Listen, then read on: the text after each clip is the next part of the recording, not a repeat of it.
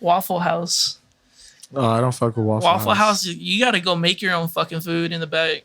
I don't fuck with. Like nobody's not even in there. Like you fucking in the back, chefing it up, and then you fucking before you leave, you fucking put the money in the cash register. Like nobody's not there. Like fucking. It I had like bad experience at Waffle House in Missouri one time. Oh my god, bro! It was the most awkwardest shit ever. Like we walked. I was with my family at the time. We were just driving through to go to Chicago. Oh man! And it was like early in the morning, I guess. And me and my family walk in. We're all just a bunch of like dark skinned Mexicans, right? Yeah. We walk in. As soon as we walk in, bro, it's like the movie. Everyone drops like their forks and plates, bro, and everybody just looks at us and shit and doesn't say shit. Yeah, it's like that. And we're just like, what the fuck? Like they look at you guys like, you guys did something. No, like literally, bro, like the fork. You hear the cleaning of the plates and shit. Like, you see a fork drop. Yeah, and everyone's just looking at us, and we just walked the fuck out and just went somewhere else. That's how it was when I was in Georgia. Like they never seen a Mexican before. Yeah, like it was like. Majority was just white people and black people, and they're like looking at me like. It's like that in particular states, and I mean, especially like in Mexico.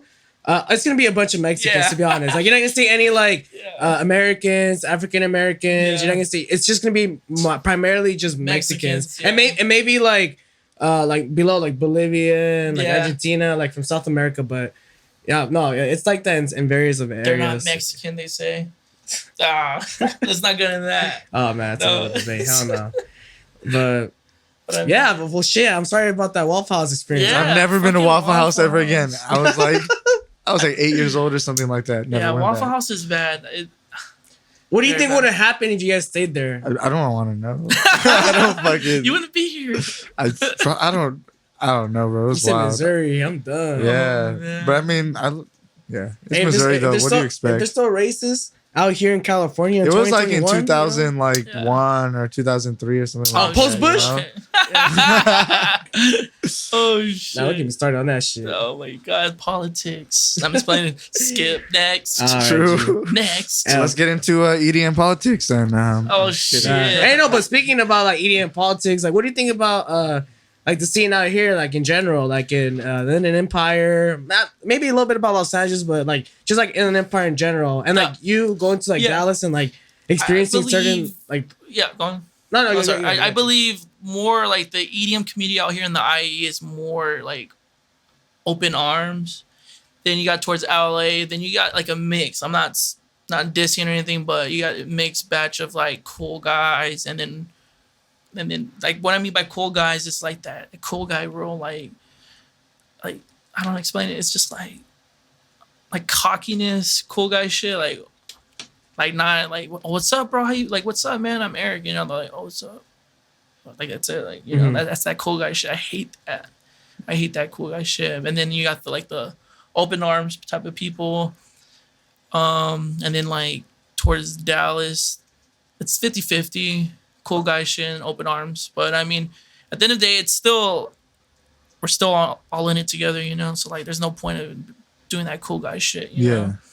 And that's what that's how I came up with it came to my head, like doing this the Badmouth EDM boxing, where we have all the artists like just fucking bang it out, you know, stop bitching, you know, because there is actual there's conflict in the industry, you know? Yeah. So, like, say if I'm in the green room with you, you know, like, and we had beef, but prior to that, we boxed it out in the fucking ring with boxing gloves, and we run into each other in the green room again, like, oh, what's up, Husky? You know, like, remember we fucking boxed, you know, like, all happy and shit, you know?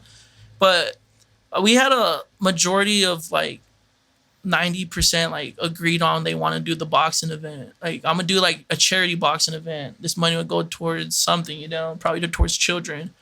And it's just boxing for DJs. Yeah. Like, just so hash out DJ. Yeah, like it's like legit celebrity boxing, but EDM, the EDM world, you know, because I mean, the EDM community is like segregated pretty much. Like it's divided. I want to say like it's stupid. You know, there's stupid beefs going on in the EDM community. Like there's really no point for this stupid ass beef. You know, like what are you getting from this beef? You know, nothing besides the cow in the room, you know, I meant the elephant in the room, you know, like it's dumb. So that's where like I said, the community is You know, like I don't know, it's hard to explain. It's just the community is just, it's like just too divided, you know. So that's why like I do spot the actual different vibes, you know, like from LA to San Bernardino to Dallas to like Colorado, like up north, you know. Do you feel like even like within counties like Los Angeles and Inland Empire or like maybe Tucson area or Dallas area, do you feel like the communities, like the sub communities within that community, like you think they're all like they're really balanced tight. out, They're or you tight, feel like though. They're really tight. Like tight. their whole community is really tight knit. Like it's not like hard to get in the community. Like it's just they're so used to their people, you know, as if us we're like, oh, what's up, bro? Like nice to meet you, you know, come over, you know. Like there's a point in time we didn't know each other as much, and you still invite us for a fucking barbecue, you know. That's love, you know. So, but you won't get that from a lot of other communities. Word. Yeah, I feel like some communities just want to make it to where they just want the people in it to succeed, and like they're just really doing it for themselves, not for the community itself, you know. And that's what a lot of collectives don't see. Like they're hosting events to get themselves popping, but at the same time, like we're all in it together. Exactly, because if your event is popping and then an event next week that you probably support is popping too, that's only going to make more people continually come back. And that's how, with the label, that's what we like mainly based it off of too. You know, like these other labels are only picking up people that are popping. You know, like that's some dick rider shit, you know? Like, okay, I know they're popping and all, but that's straight dick rider shit, you know? We, as the label, we want to actually get people that, the underdogs, you know, that are it's hard for them, you know, to be seen. So, I mean, like, it's like majority of, not on cocky shit, but majority of the people that we signed, it was like a domino effect. Like, they start getting put on other labels, other people seeing them, they're following up, or they're just known, not known, but they're known as their name now, you know? So, and then, like, for example, St. Miller, you know, nobody didn't know who fucking St. Miller was, you know, until fucking the signing with the label, and then fucking boom, just like fucking left and right, you know? It's like a wildfire. So that's how it was. Like, that's how we wanted to base off of, like, we want, because as, you know, as an artist, you get turned down a lot to labels, you know, and it sucks. Like, it's like degrading kind of, you know? And as I'm not even an artist, but like for all my artists, I feel like a fucking dad, you know? Like, you don't talk shit about my son, you know? Like, fuck you guys. But like when their music get turned down, I'm like, fuck, you know? So that's mainly how we actually started as well. Is like, let's do this, you know? Let's be the game changer. Let's actually help out these other artists, you know? Like, we don't give a fuck if you have like 400 followers, you know? If your music slaps, your music slaps. It's that simple. I feel like that's like a lot of the things that stops labels from getting a lot of good music is like they put those like you know, those type of like barriers of like, oh, you don't got at least like 5,000 or you're not popping on social media, and that sucks, bro, because there's a lot of great artists out there that push great art, and because maybe they don't got the online, you know, social presence or, you know, whatever the fuck, like it's just not, they're just not getting past that barrier that a lot of times I feel like labels shouldn't really have that barrier there. But it's like whatever to protect their image, or they just want to deal with only like reputable artists in the meantime. Like, you know, so it's you can tell with labels, like some labels definitely have that hard strict rules of like, oh, we're looking for this. And some labels like, fuck it, dude. Like, it's like yourself. Like, if the music's good, then let's just it's do us. it. Yeah. And I mean, it's crazy when when we get these like contracts or like from these other labels, and it's like I don't even, as a manager, I feel bad for them. Like, some of these labels are like a long ass agenda, what you got to do. I'm like, that's doing too much. Like, fucking just, here's a release date, just promote it for like a week. That's fucking it, you know? Just promote me as the label, and that's it. Like, these other labels are just fucking have fat ass lists. Fucking this. Like, you've seen these lists before? Yeah. Like what kind of, what it's. So like you say, like simple. What did that label had you guys do? I don't want to put them out. You know, it was you. Yeah. All right. So we're not in the business. I'm not gonna say no names. Yeah, say no names. But that's a name. Say no names. No. But fucking. So I sent something out to this label, And 2 weeks they responded. They're like, "Thank you for submitting. Unfortunately, we're gonna pass." So I was like, "Okay, you know, cool." They got back to me, whatever. So I go through my playlist, and I was gonna send the same track out. Yeah, this is a different situation. Oh, my bad. No, you're good though. But then, wait, which one? But yeah, then after that, fat ass calendar. Oh yeah, okay, my bad. But yeah, and then that situation, I seen they didn't even play the track at all. Yeah. I play everybody's shit, mind you. I play all your guys' songs. If I don't write back, I'm sorry, but go check your plays. But yeah. And where can people submit? www.badmouthmgmt.com. mgmt.com. Yeah. Got you. That's gonna be the actual label, the fight submission form, and there's a complaint form too if you want to be a little bitch. Shit. Hey, you need media coverage? Shit. Hey, what's up, Robert? We're trying to do this shit or what? There's a complaint form on there, so it's the thing is too, like, we like to keep it fun and like trolly at the same time, and people hate that, you know, like some people hate that, like, but we just don't give a fuck, you know, like we don't care. All right, so I want to ask this because it seems like you are going to be doing the EDM boxing thing. Yeah. Are you guys? Because I see this a lot, especially with like wrestling. Do you guys plan on like doing like storylines and shit like that, to make it more like entertaining? The fact is, like not rig it, but rig it. Like, yeah, you know, like, no, I mean, who like wants 2 to weeks, lose, you know? No, I feel it. But I mean, but I'm just thinking. I was just thinking more from like the entertaining. I know it's just like to settle beats, but like from like an entertaining aspect, like imagine setting up like a planned beef with like a label or another label. Yeah. So actually, what was it? Who was it? Two labels wanted to fight it out because they're both owls. It was I think it was Electric. What is Electric Hawk?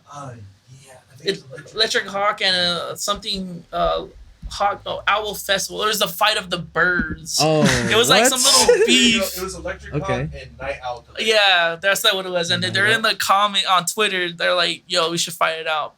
You know, like Battle of the Birds. You know, I'm like, "Oh, that's cool." You know, we had a lot. We actually had a great support from it. It was just a few people that were like, "Oh, this community doesn't need it." You know, like this community is perfectly fine. Like, bitch, you're fucking lying. You're blind. Ray Charles could fucking tell you that this community is like fucking like broken up. You know, there's like beef going on, and so that's So I mean, but storyline.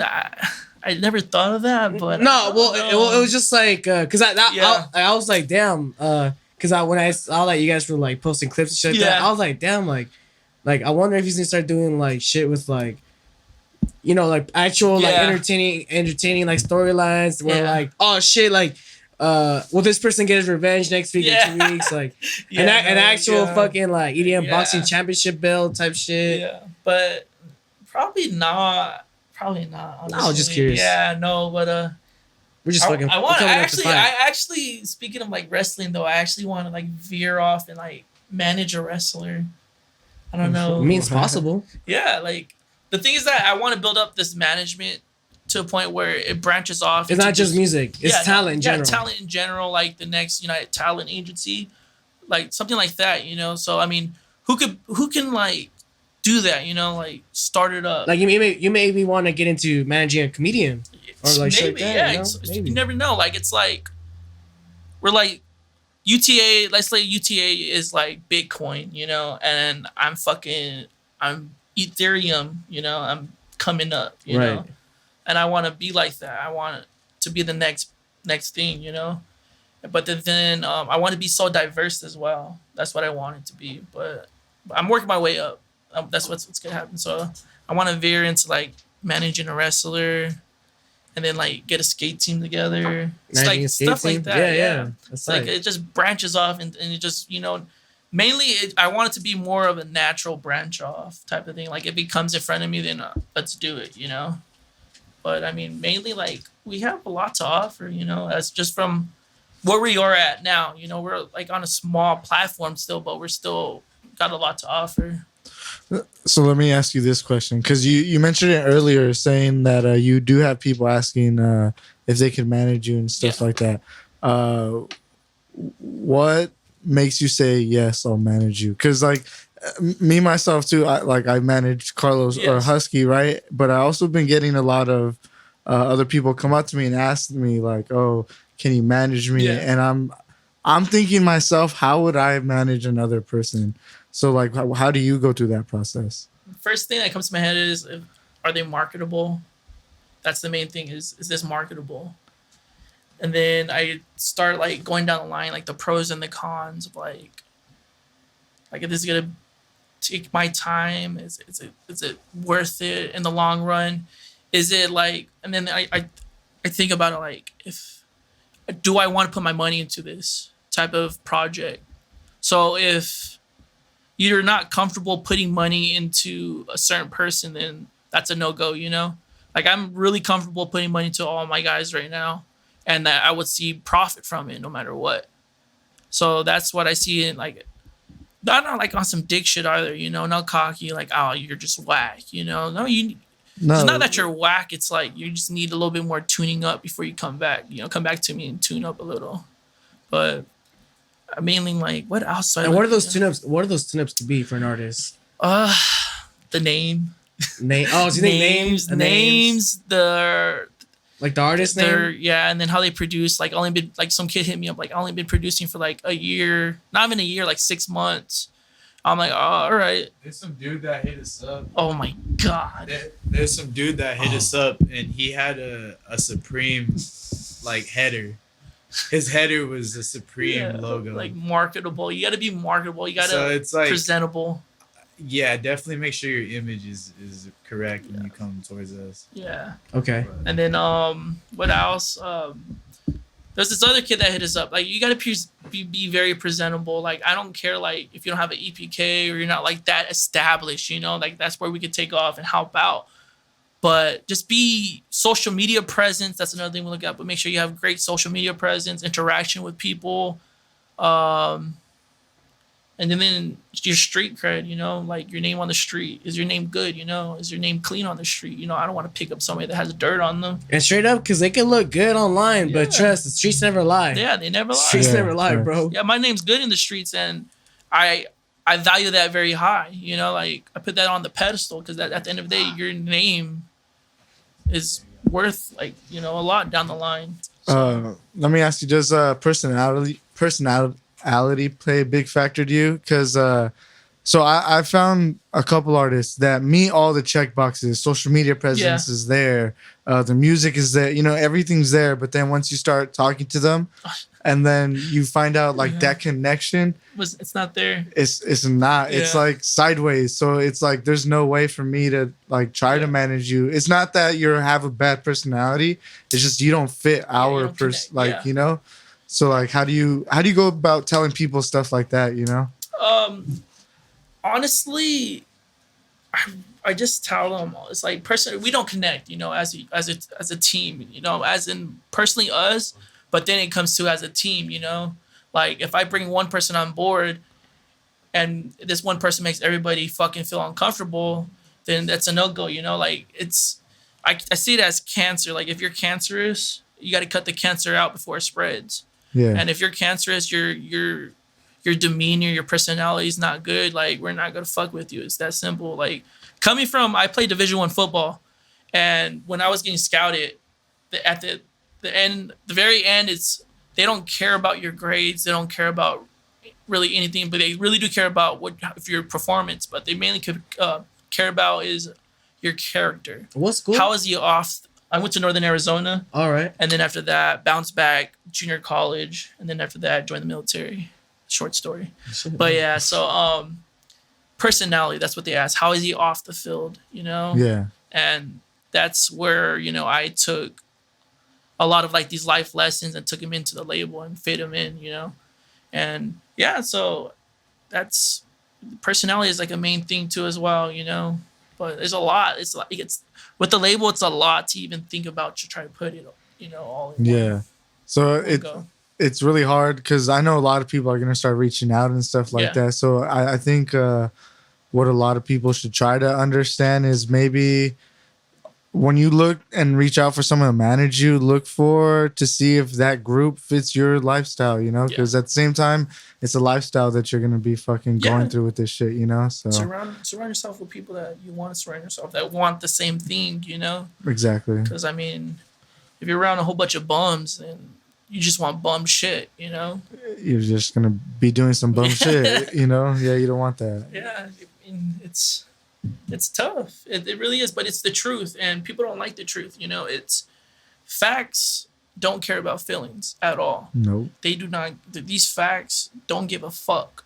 Like if you're sensitive, like don't give a fuck. You know. Don't tell that to Twitter. Yeah. Yeah. They don't care. You know, like it's your music's trash, then it's trash. Work on it. Yeah. If your feelings get hurt, then this is the wrong field.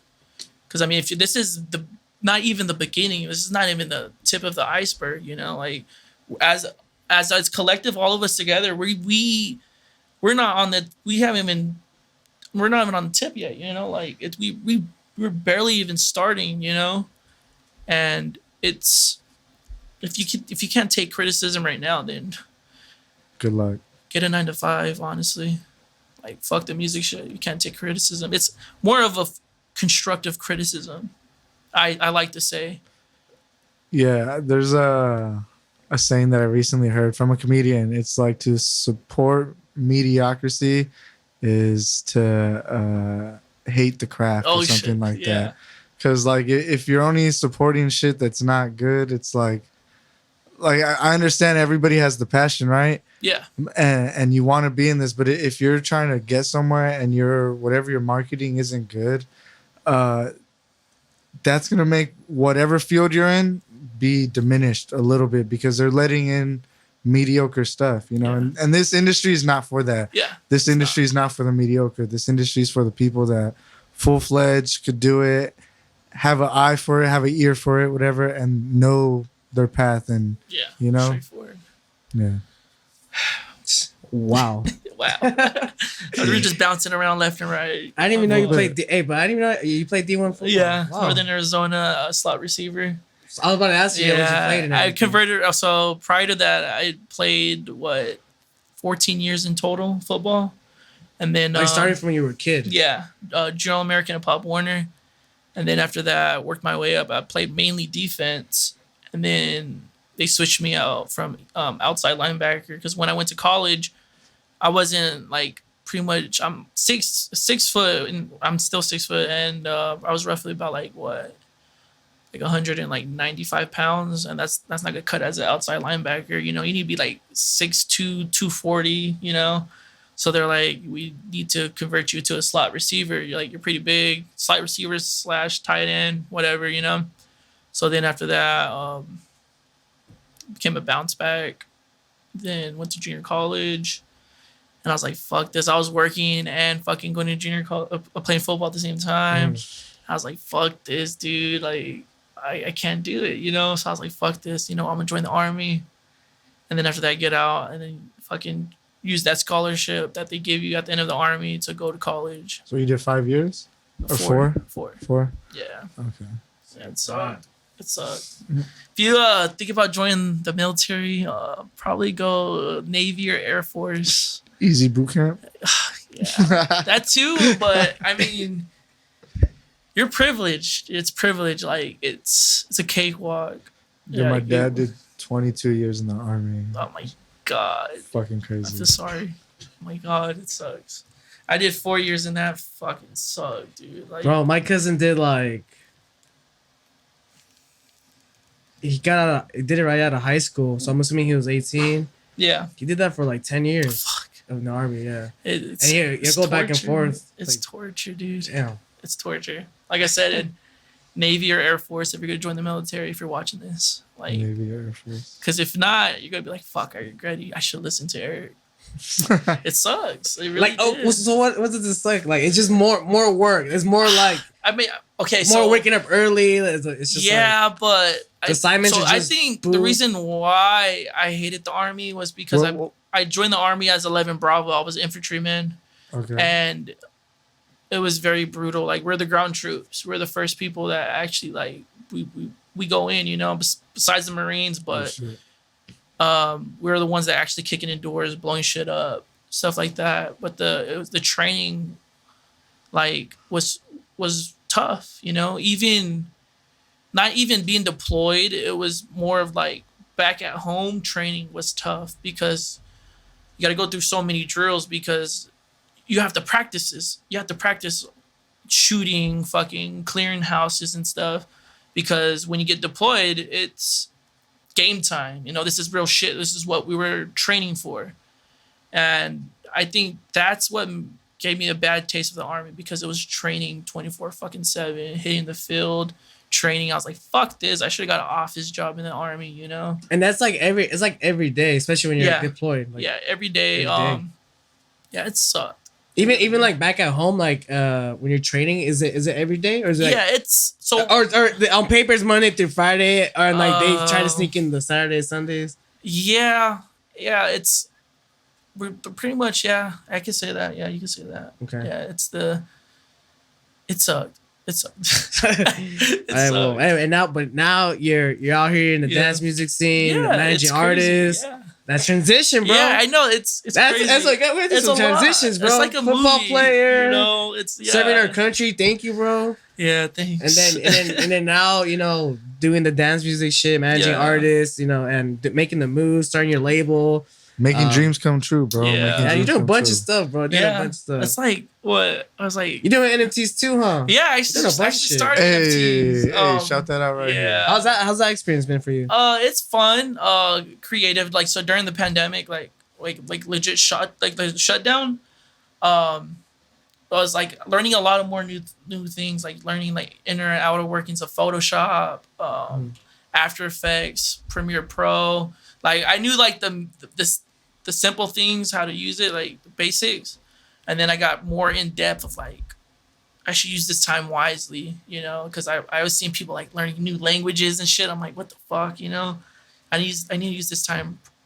I need to use this time. So I used it and learned how to use the inner and outer workings of Photoshop and NFTs. That's a whole new subject, you know, like fucking.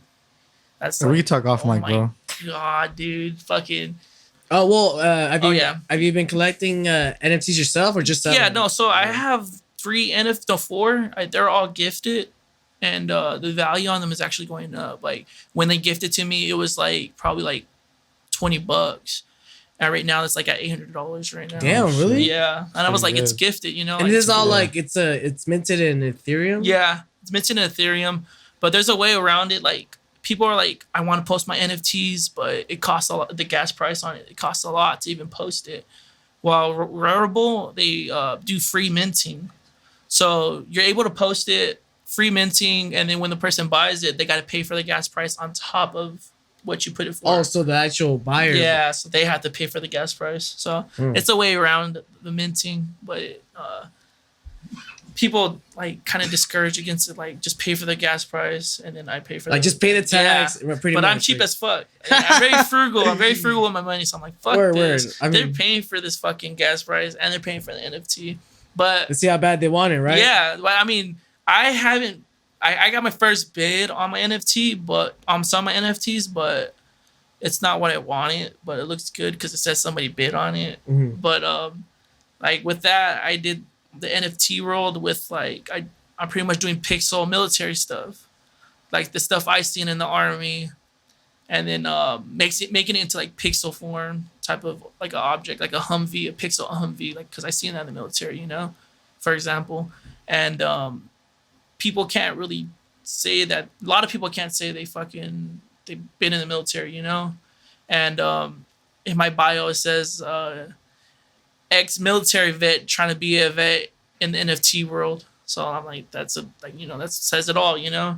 And I feel like a lot of these people can't do military NFTs because it's like stolen valor type of shit. Like, like how can you make this if you never like been around this, you know? Yeah. So that's like a little quick summary of NFTs. That's actually interesting. Yeah. Because I actually don't see it, but I don't see a lot of like, you know, NFTs specifically, like that do a lot of military stuff, but that makes sense. That I wouldn't think, and especially like it's so new, but I don't see it a lot. We're like barely even entering like this NFT world. Like for example, like we're veering off with Mystic's project. With we're gonna get him into his first NFT. A lot of these actual bigger labels or corporates like fucking Capitol Records, Rock Nation, and all of them, they're actually scared because of these NFTs are taking over because they don't need a label. They don't need like actual management, you know, because these people are buying into their product, you know, like for example, like what, like an upcoming artist, like any upcoming artist you can think of, like the artist, I mean, the fan base is going to buy a piece of their product, which is like say Mystic, you know, and these labels are scared because like they're making really good money on NFTs, selling NFTs, and it's just scared because they can't lend out this money now, you know, because I like fuck this, I don't want this money, I'm making NFTs on my own name, you know, and they own a part of me, or I give them perks. You buy this NFT, you get a perk, you know, or you get to come to the show for free, you know, or fucking you get this merch, this next merch drop is for free because you bought this NFT, and like it's like a whole new universe. It's crazy. Like it's like giving the fan base a part of your fucking work. Yes, and exactly. That's marketing itself right there. And it's a continuous thing that keeps going, that never stops. As long as you keep your NFT in circulation with every project you keep doing, it's a no-brainer, bro. Yeah, so then, I mean, I think a lot of these artists should go into the NFT world. Like, offer something. Because and you're starting to see labels, too, get into the NFT game, bro. They're trying to hop on that shit. Yeah, I mean, they're doing it wrong because they have nothing to offer. Like I make NFTs because of what I've seen, you know. I really don't have that much to offer, but a lot of these other people are like giving out free shit, you know, free or a meet and greet, you know. So we're gonna veer off into more of actually all the artists, you know, meet and greets, Zoom meetings with them, chopping it up, connecting a project file to it. To see how this song was made, and we'll be on Zoom and I'll break it down to you little by little.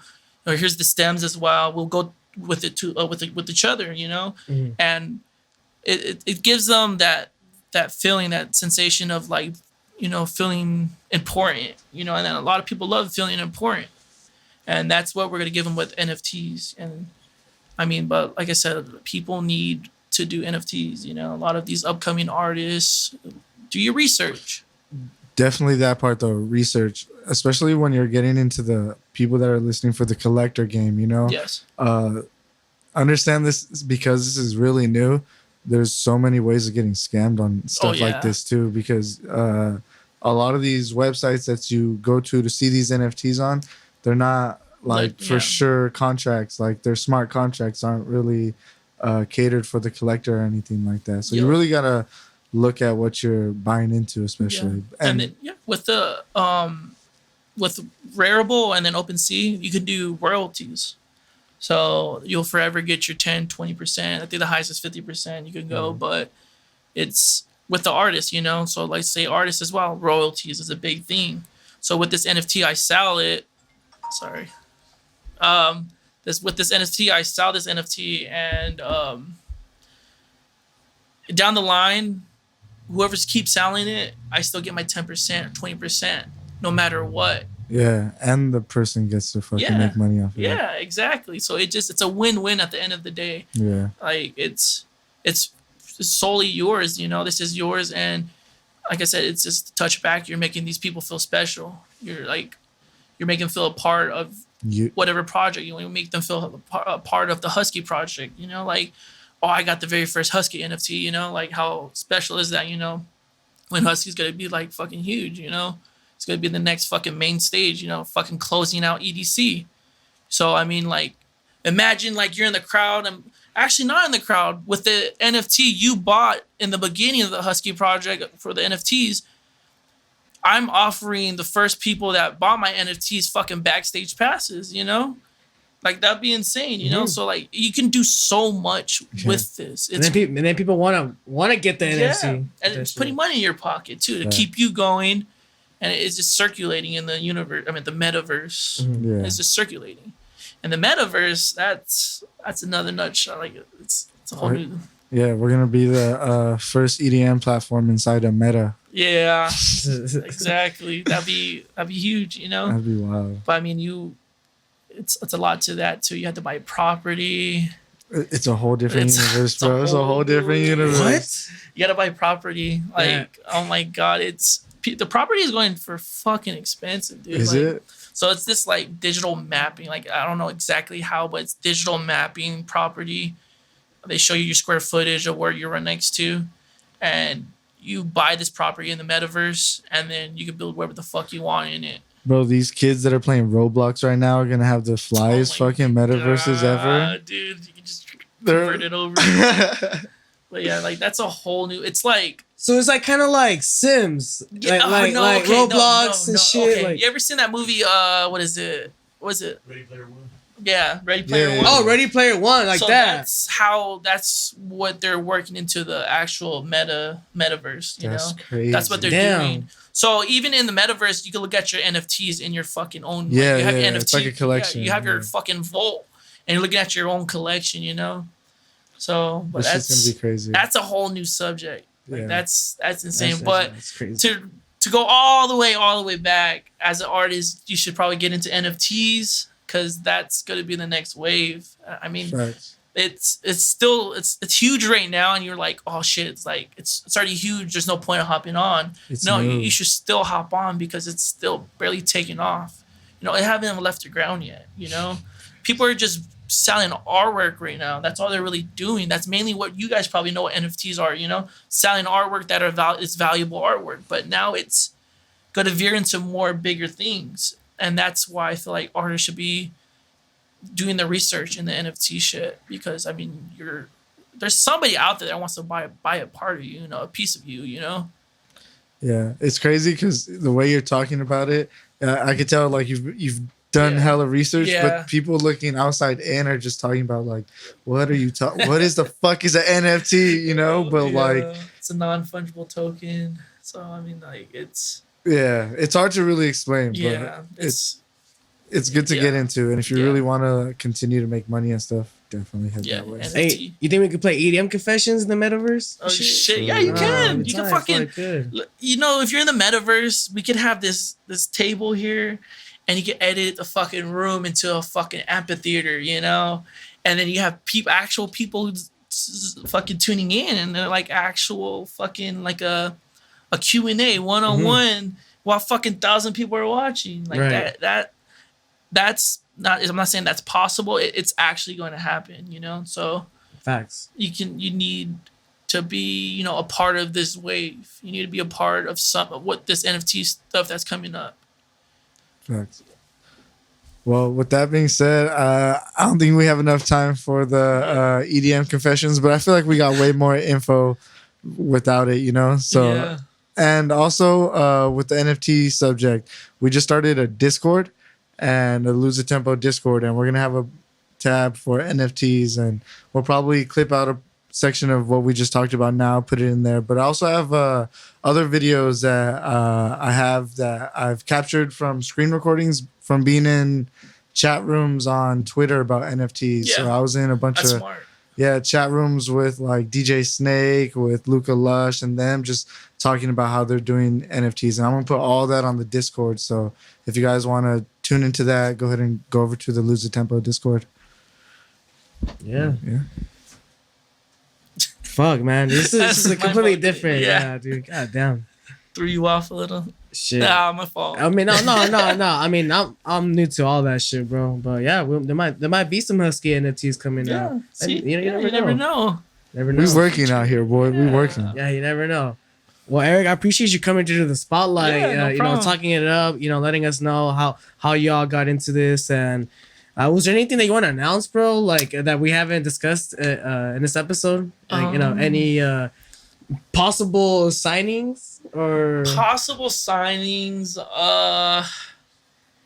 It's up for grabs, honestly. Leo Tricks? Nah. Oh shit, that's the thing. No, but personally, Future, for next year, we're gonna. Oh, you got a Future? No, no, the Future. I want to get a really big signing, so that's still in the process right now. An actual like household name I'm trying to get. That'd be pretty big for the label, and then we're gonna open up the management to the public by opening up next year, and then boxing, EDM boxing. Just stay tuned with that. It's still in the process. We don't want to rush it because Rome wasn't built overnight, so it's not gonna be rushed because I don't want to just be a fucking hit and a miss, you know. No, I like it planning. So bro. that's really it as of right now. Yeah, man, I'm looking forward to that. Yeah. And also as well, I appreciate everyone tuning in for this episode with my guest Eric. Make sure to follow him on his social media. I'll make sure to leave the links in the description. And I appreciate you guys tuning in. Hope you guys subscribe to the channel if you guys dig the content. Leave a like on the video. And we also have a link as well for SoundCloud. So if you're on YouTube watching and you want to go on SoundCloud, we're also on SoundCloud as well. By Shiba. Oh, there you go. Expert tip. Buy Shiba. I gotta get some Shiba. I got Shiba, but I got no Shiba. Shit. I got no Shiba though. You should do the Discord cryptocurrency. Oh, I'll probably add one. That. I don't know too much about the cryptos. But, I mean, it's not too hard. I mean, just have people in there. Yeah. And just fucking let them do the work. I'm down. No, hell yeah. Let's do it. Build up from there. Definitely. I want to talk to you more about this though after though. Oh yeah. I appreciate you coming through to the spotlight. Thank you so much. And we'll see you guys on the next episode as well. Peace.